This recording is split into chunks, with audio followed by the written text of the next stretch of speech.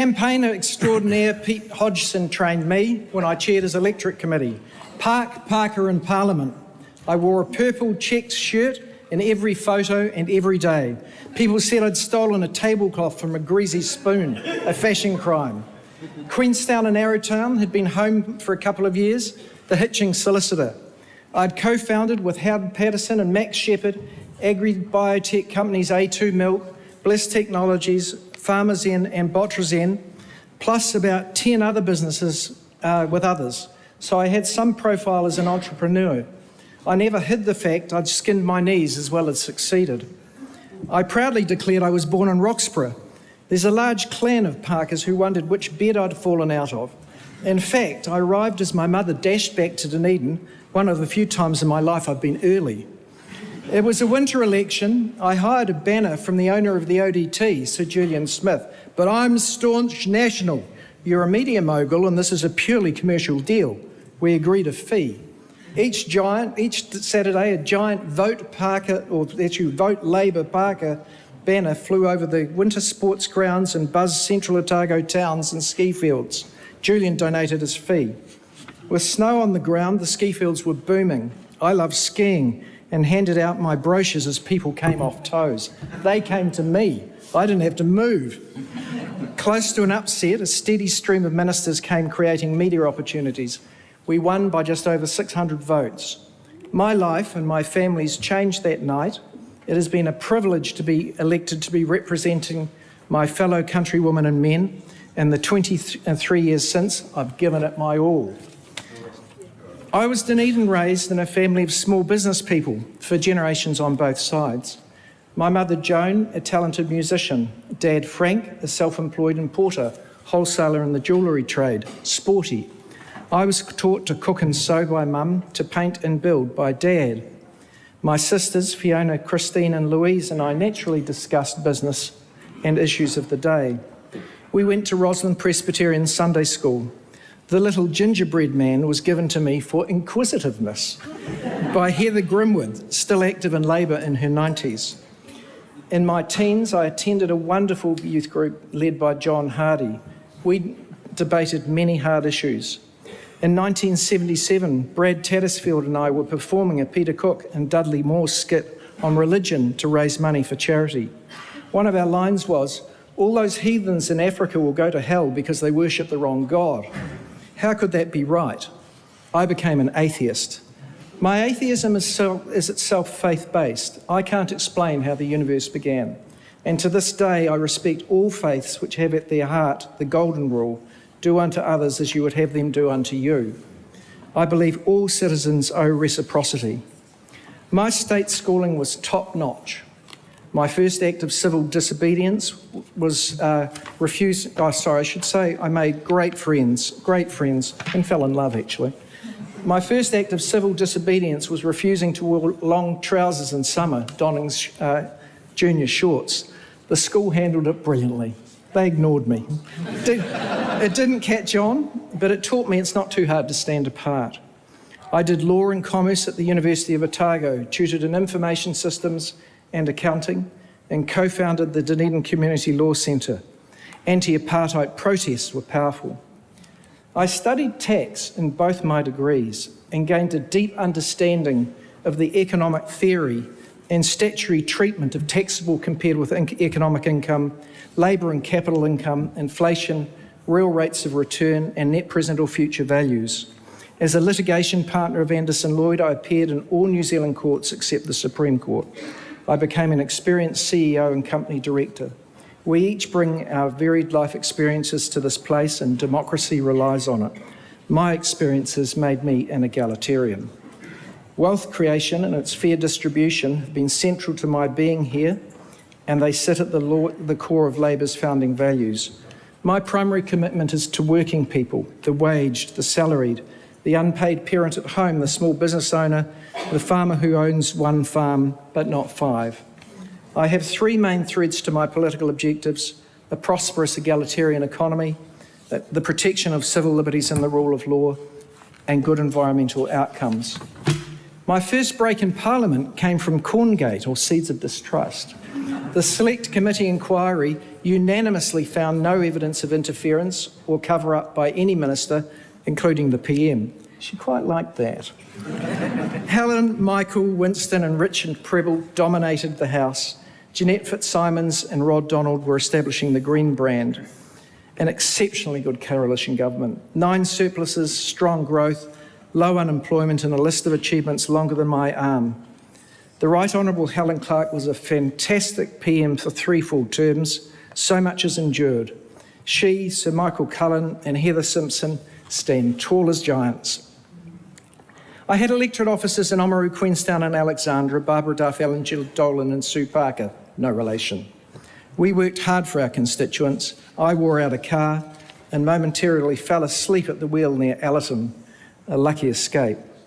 By 2005 we had plenty to run on, and the highlight was a public meeting hosted by one Sam Neill. Warm, principled and funny. People flocked to see him in Oamaru and the media coverage was great. So despite the swing against Labor, we increased our party and electorate votes, but we still lost when many who'd stayed home in 2002 voted in 2005. In 2011, Phil Goff did us proud. I stood in Epsom. We had barnstorming meetings. John Banks said he was walking past Ellerslie Racecourse and heard whoosh as the Labor Party parachuted David Parker in. I'd reply, I wouldn't take fiscal lessons from the man who doubled council debt as mayor, and highlighted Act's links to the Sensible Sentencing Trust, included the Act MP who'd stolen the identity of a dead baby for a passport and railed against discharges of conviction without having got one. Numbers at meetings built. Paul Goldsmith said party vote national. Paddy Gower televised a rousing meeting. I got threatened with defamation proceedings by the misnamed Sensible Sentencing Trust. But our strategy worked. I was trailing third and the electorate result was too close to call. The single-seat lifeboat of Epsom itself had to be rescued by the now infamous Tea Party, which John Key held in Newmarket. I stood at Epsom again in 2014 for a ritual thrashing by David Seymour, Paul Goldsmith having perfected the art of standing to not be elected. Robust contests, but no one overstepped the mark. It's been a busy time in Parliament. I was a deputy leader under David Cunliffe, which I enjoyed. For 6 weeks, I was acting leader of the party. Enormous privileges. We're here to improve New Zealand. Obviously, being in Cabinet helps. I was a minister in Helen Clark's 5th Labor government and the 6th led by Jacinda Ardern and Chris Hipkins. Environmental issues significantly define who I am. You can see it's quite an emotional day for me. Kiwis have a good environmental ethic. The Maori gods Paputuanuku, Tani Mahuta and Tangaroa show environment at the centre of the Maori worldview. New settlers from the UK were keen to leave behind privatised access to rivers and water. They understood the tragedy of the commons where population pressures ruin the environment in the absence of rules, and the importance of private property rights to enable investment. The fused values we now enjoy are a shared ethic. My 2 main environmental priorities have been climate change and fresh water, and I've tried to align business investment and people's consumption with good environmental outcomes. There are only 3 ways governments can influence this: education, regulation and price. Price can include subsidies or charges for pollution or the use of public resources. All are necessary. We build on the efforts of others. I was Listener's Environmentalist of the Year in 2008 for my work establishing the Emissions Trading Scheme and the 90% renewable electricity target, which remain cornerstones of New Zealand's efforts to reduce emissions. We got there with votes from Greens and New Zealand First, who both have a good voting record on these issues. My passion for rivers clean enough to swim in comes from my Otago roots. Our rivers and lakes are replenished every minute of every day with clean waters from the headwaters. They shimmer and sparkle. I doff my hat to Nick Smith and Lorf for the macroinvertebrate index and periphyton, aka slime, attributes in freshwater management. My main contribution was to reach community acceptance in the 2017 election that swimmability is the target. Kiwis in rural areas and cities overwhelmingly believe the most important river or beach is the local one they and their kids swim in during summer. If their local river or beach and yours is clean, they all will be. We're currently polluted. Kiwis will allow time for a gradual improvement, but people will rebel if the NPS standards are undermined. You can see I fear this in this time of reactionary politics. Please don't. We need ministers for the environment, not ministers for pollution. I had responsibility for the enactment of the COVID-19 Public Health Response Act, which introduced ministerial responsibility and ensured the right of citizens to challenge every COVID order in the courts via the New Zealand Bill of Rights. Like everyone else, I rolled up my sleeves. I was go-between helping Fisher & Paykel Healthcare fulfil its extraordinary contribution to saving literally millions of lives around the world for people who needed respirator treatment to live. F&P's generosity and influence helped New Zealand in ways few understand or few know, and they were ready to do more. Lewis Graydon really is quite a special man. All COVID decisions now are being critiqued, and I'm sure hindsight will be closer to 2020 than reality. I hope to be called by that inquiry. We owe the Right Honourable Jacinda Ardern an enormous debt of gratitude and respect for her leadership. Had we closed borders earlier, 1,000 more would not have got home. But with worse comorbidities like obesity and fewer respirators than Italy, our system would have been overrun had we not acted as we did. Outcomes would have mirrored Italy or the UK. Thousands would have died, including many doctors and nurses and patients with other ailments. Jacinda's astoundingly clear and kind communication carried the nation. As she did after Christchurch massacre, this one always gets a tickle in my throat, when she said, "They are us. They are us," and showed respect by wearing a headscarf. That's leadership I'll remember.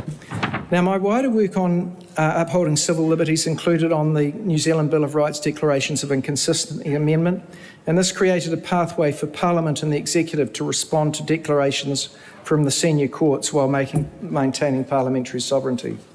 On Te Treaty, we of all countries can find a way through. It's not long ago that the leaders or deputies of every party here had whakapapa. An insult hurled across the chamber at a heated moment last year surprised me. "You're only 15% Maori." I hope that was regretted, because that cuts, and it cuts in more ways than one. Dame Anne Salmon describes the treaty as an exchange of gifts, tuku, between the Queen for her subjects and rangatira on behalf of Hapu. I agree with Dame Anne that Te Treaty is not a partnership between races. She criticises both the phrase and that legal construct from the decision of Lord Cook in the 87 land case. I don't think those comments from Cook are a necessary part of the ratio de sedendo of that case, and it would be helpful for the senior courts to say so if they are of that view. Kelvin Davis says Article 1 plus Article 2 equals Article 3. Treaty rights are substantial, but there is no treaty right to a parallel system of government that would breach Article 1. In 2017, I charted a pathway into the important CPTPP trade agreement, updating our screening regime for inward investment to include residential land. Kiwis should not be outbid by richer people from overseas and be tenants in our own country. This is as true of the most beautiful lakeside property and the most modest urban home, which is another Kiwi's dream. Interest deductibility. The sale of housing in New Zealand is often set by landlords who currently can borrow 100% secured over their property portfolios, and they outbid owner-occupiers who just want one house to live in. It's only possible because of lax interest deductibility rules. Leveraged landlords get capital subsidies year after year. Grant Robertson and I fixed this, but sadly it was reversed. Maybe we went a little bit far, but we were right. Right in essence. I've tried to move debates from imperfect, narrow statutory definitions to real-world economics. Economic increase, sorry, I'll say that again. Economic income increases an individual's resources. In other words, the ability to buy more kit. Those in the high wealth individual study had an average wealth of $276 million. Most of their income is never taxed. Their total effective tax rate as a proportion of income averaged under 10%, including both income tax and GST. The Treasury and IRD papers on income tax, wealth distribution and trusts were the result of years of exceptional work by officials. Middle-class Kiwis, by contrast, on wages or salaries, pay an effective tax rate of around 30%, including income tax and GST, at least double the rate paid by the very wealthy. This is plainly unfair. Labour income is taxed, most capital income of the very wealthy is not. And New Zealand now is a tax haven for billionaires. Their assets commonly sit in intergenerational trusts. The top 1% own 26% of everything. For investments outside the family home, it's much more. The 1% owns over 60% of all direct New Zealand investment in New Zealand private and public companies. Astounding. Piketty was right. The wealthy earn much more than they spend, and they hoover up much more each year. R is greater than G. Their rate of return is higher than growth in the economy. We're fast becoming what my ancestors came here to escape. The revenue-neutral tax switch I proposed is sometimes described as a wealth tax, but it's better seen as a tax on income from capital. Think of it as an average rate of return of 4.5% taxed at a third. In fact, it's less because the family home and contents, plus an additional $5 million of investments each, $10 million for a couple, were excluded. It's always been difficult to convince the other side on tax. At times I've found it surprisingly hard on my own side too. Now, there's a debate about the relative merits of a capital income tax or realisation-based capital gains tax, which I've also advocated, and either solution is good. And yes, if I had my way, we would have both, with appropriate credit for one against other. Capital income would not be double taxed. That would allow everyone to get the first $20,000 income tax-free, $10,000 immediately, and the next $10,000 phased in as CGT revenue grew. And I'd fix interest deductibility again, and I'd let everyone inherit $1 million tax-free, be it from trusts or deceased estates. Then I'd treat the rest as income and tax it as such. None of these rates would be high. Broad-based low rate would at last be true. Capital flight is exaggerated. The land, the buildings, the cows, the fish and the trees stay. Even pigs can't fly. The means of production remain. The very wealthy rich would still be richer than everyone else, but they, or more likely their trusts, would own a little bit less. That is, of course, why we have public companies, and they have shares. I like success and reward. Mine are not the politics of envy. A good day's pay for a hard day's work, profits for capital taking risk. But a strong middle class, working, producing, consuming and saving and investing is key to prosperity and cohesion. We've been there before, our country was prosperous. Things would readjust, home ownership would rise, speculation diminish and productivity increase. But we would of course need more dentists, because more people could afford to get their teeth fixed. I earlier proposed the variable savings rate alongside Australian work-based savings as another tool to control inflation. It made The Economist magazine but did not win the election. Some people call me a wonk. Could be worse. I do recommend Bernard Connolly's book, You Always Hurt the One You Love, Central Banks and the Murder of Capitalism.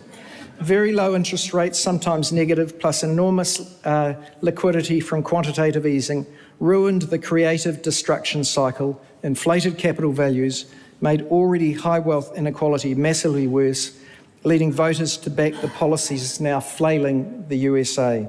Or has the L already dropped out of flailing? Paradoxically, Lord Turner's Between Debt and the Devil convinced me that if the Alpine or Hikurini faults rupture, the Reserve Bank should QE into a long-term, low-rate P&I government bond held to term, spreading the cost over time. Electricity. In competitive growing markets, prices are set by the long-run marginal cost of new supply. I still favour consideration of Onslow, though probably not the biggest version. It's a simple concept. The Manenburn Depression is a giant basin sitting next to a giant tap, the Clutha River, that just needs a plug hole. Perhaps give the job to the Right Honourable Winston Peters. Remarkably, since he arrived here in '79, he's done many of the biggest jobs at least twice. So there's precedent here, He really was a qualified tunneler first class on the Snowy River Power Scheme. So give it some thought, Winston. You could tunnel your way out. I recently set out Labour's foreign affairs policy as the world transitions from one superpower to a multi-power world. A clear-eyed vision for courteous relations with the US and China, close dialogue with the Pacific Rim countries, Pacific Island and European friends. And raise ODA as we raise defence spending. Help Pacific Islands develop a fishing fleet, leased to them, not gifted, not least to minimise the risk of militarisation in the Pacific via a paramilitary fishing fleet. Paul Krugman famously said, productivity isn't everything, but in the long run it's almost everything. Higher total factor productivity in Australia is due primarily to more capital being applied to labour. Their universal work-based savings are why. It's why those clever Aussies own their banks plus ours, our insurance companies and much more. It's why their infrastructure is better, their current account deficit lower, their net international liabilities lower and their growth rate higher. It's why their wages and salaries are now much, much higher and why droves of Kiwis shift across the ditch each year. We live in a trans-Tasman market and need to follow suit, with taxing savings less as well by moving to EET, not TTE. Andrew Coleman is an economist with wide respect. He's written up how this transition could occur. No one is worse off and the super backstop remains. My latest project has been pushing for accountability for the internet giants for the harms their dangerous products cause. Young people, investment scams, misinformation, defamation, theft of content, live streaming murders in Christchurch, death threats and foreign interference. Most of this is anonymous. Some is aimed at undermining our democratic way of life and freedoms. Trust, facts and science all sit at the heart of democracy and free enterprise. Fascism and dictatorship thrive on lies and propaganda. The statutory exclusion of liability for third-party content is the underlying cause. It's unusual, wrong and should be removed. Allow safe harbours. Set a minimum claim maximum, but do allow people to use the disputes tribunal and class actions in court. Importantly, this does not make the government a censor. The megalomaniacal tax-avoiding tech baron owners are greedy and selfish. They won't change their practices until liable for the harms they cause. E-commerce, entertainment and masses of information and point-to-point communication would still flourish. I feel the moment is coming, don't let it pass. To do your job for long in this house, you've got to have fun. Question time is best when you're in a corner. Morris Williamson, the tosser of the document. Jerry Brownlee and Brokeback Mountain. The Saudi sheep farm in the desert. Baxter Poetry with Nicola Willis. And most recently, Claire Trevette and the cows. But it's not all fun. The exclusive brethren who don't vote hired private investigators to do the dirt on me, David Benson Pope and Peter Davis. Unfortunately for them, the PI forgot he was private and gave an interview spilling the beans. Weird. And a clip of me saying Jackie Dean says I hate farmers cut to I hate farmers and circulated on social media. But the worst stuff happens to our leaders. None of them deserve it. It's our staff who help us get through, and I've had wonderful workmates, too many to name. I'll name those who've been with me for over a decade. John Blinko, Russ Never Sleeps, Corin Higgs, I think the best political advisor in the beehive, under us, probably under you guys too. Snap for Barry Ebert outside, Deb Thornton twice because Deb did nigh on 2 decades, and Janet Gucci's of late. It can be hard for our families, especially when bad news is front page, and my kids have been there. To my beloved Ruby, Molly, both here, and Oscar overseas, today will bring mixed emotions for you too. You were 2, 5 and 8 at the start, and it's different not being together when you're awake, or not walking to school, or being away for the bedside story or casual evening chats. And I'm sorry for missing so many events. You're each so very special in very many ways, and you know I love you dearly. Can I thank my former wife, a writer, for doing far, far more than her fair share of raising our kids. So very well done.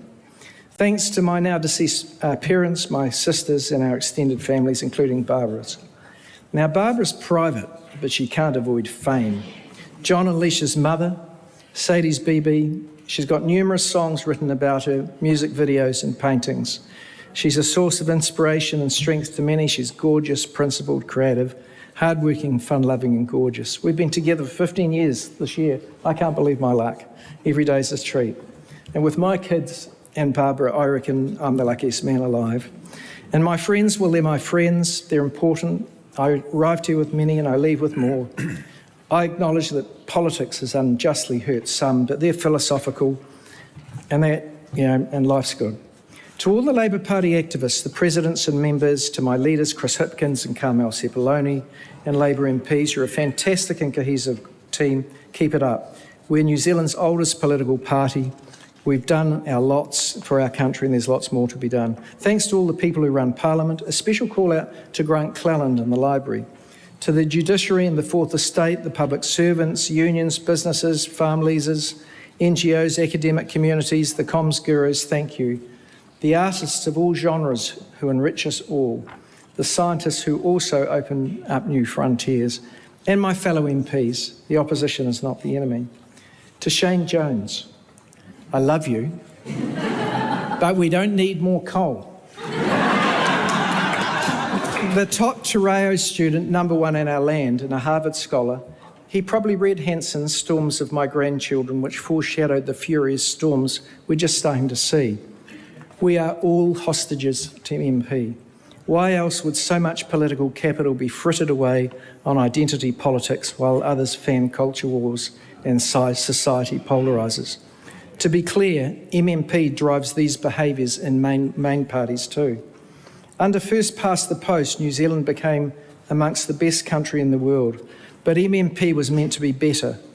Perhaps Dr. Hooton is right, and MMP gets worse over time. It's the people's system, not ours. As things polarise and the hard issues don't get fixed, we should allow the people to again make their choice. I'd vote STV. All 120 of us would have to serve in a seat. That drives behavioural change. I'd add in a small upper house, 30 people appointed as in Canada or voted in STV and limited to 2 terms each. And if we become a republic, not high on my list, please avoid giving a president executive powers. Aruna Williams recently surprised me by saying, "You're different." I asked, how? You don't need affirmation, and so you're happy to disagree. It can be a weakness too. Yet officials thrived on it. That's who I am, a conviction politician, clear in my values, my ideology, no communist, part capitalist, part socialist, class not race. And I'm 100% sure Labour's my place. I've fought many battles. I've stood on principle, I've won and I've lost. But I leave here knowing that on environment, civil liberties, and most precious of all, a prosperous egalitarian society, I've tried to move the dial. I shall be telling this with a sigh somewhere ages and ages hence. 2 roads diverged in a wood, and I took the one less travelled by, and that has made all the difference. Robert Frost, tēnā koutou, tēnā koutou, tēnā koutou katoa.